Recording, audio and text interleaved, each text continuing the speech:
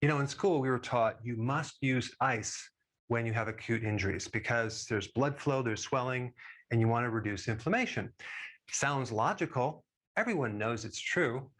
You do the RICE protocol, right? Rest, ice, compression, and elevation. But I do know, working in the healthcare profession for 30 years, that there are so many things that were supposedly true, and everyone knows that they're true, end up being completely false. And I could not find any evidence at all that shows that using ice for acute injuries improves your recovery or gets you back to a normal state. Now, it is true that ice does help decrease pain, okay? And it probably reduces inflammation because it creates a vasoconstriction effect. It pushes blood out of an area that is inflamed. But do we want to reduce the inflammation? That's the question. Is this inflammation pathological?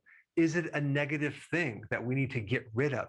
Well, maybe in a chronic state, but not in an acute state. You see, inflammation is such a fundamental part of healing. We have increase of immune cells, macrophages, to help clean up the area. We have an increase of oxygen, blood that carries nutrients and hormones like insulin growth factor number 1. So you have this incredibly complex, coordinated effect of your body trying to heal an area. And then people start doing things that stop the healing process. And applying ice actually inhibits recovery. It slows down the repair process. It delays normal function. Now, applying cold therapy does decrease pain, but at the expense of inhibiting recovery. And also when people take medications like NSAIDs, those actually slow the repair as well because they get rid of inflammation. And so the key to repair is not to reduce inflammation prematurely. I mean, the same thing goes with a lot of other things in the body. If you have a fever, for example, your body is trying to heat up to kill off the virus. Or if you start sneezing, your body's trying to eliminate something that's in your nasal passages. But I do remember in school that we were taught, okay, that you definitely use this RICE protocol on all acute injuries. And then if something is chronic, you use heat. Now, do you use heat on an acute injury? Probably not, because that's going to actually add more swelling and inflammation and pain. Now, another question is this: does rest improve your recovery? And the answer is no, it does not. It actually slows your recovery because your lymphatic system doesn't have a pump and it requires motion to push things out of it. And so the more you rest, the less recovery you're going to get. In the lymphatic system, we have a lot of waste going on after an acute injury. So the question is, what do you do for acute injuries? Well, you put motion as much as you can into that joint, okay, or that area of your body. Now, of course, if it's fractured, you don't want to put motion into the area, but if it's strained or sprained, you want to put a passive range of motion or sometimes active range of motion, depending on the severity. More motion will activate more lymph and more circulation, and it'll speed up your recovery.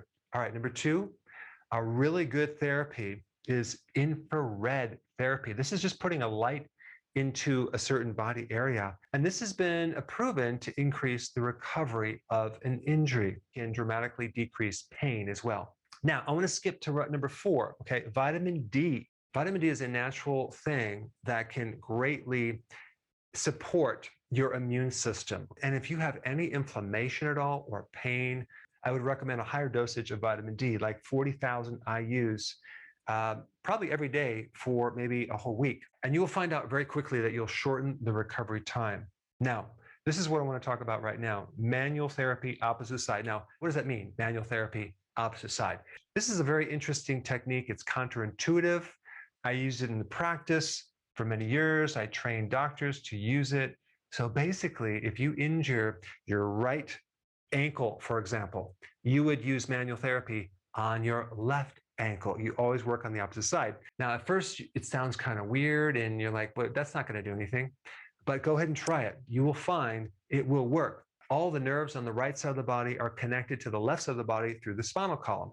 And when you work on the left side of the body, it affects the right side of the body because it's on the same circuit. And these neurological circuits are embedded in your muscles to allow things to be coordinated so you can walk and you can perform certain motions. And so even on the right side of your body where you have the bicep, right? The bicep contracts.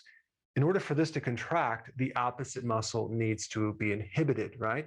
So if there's an acute injury on this side, you would manually work on the opposite side. And what I mean by manual therapy, it could be anything from a trigger point therapy to massage or any type of stimulation.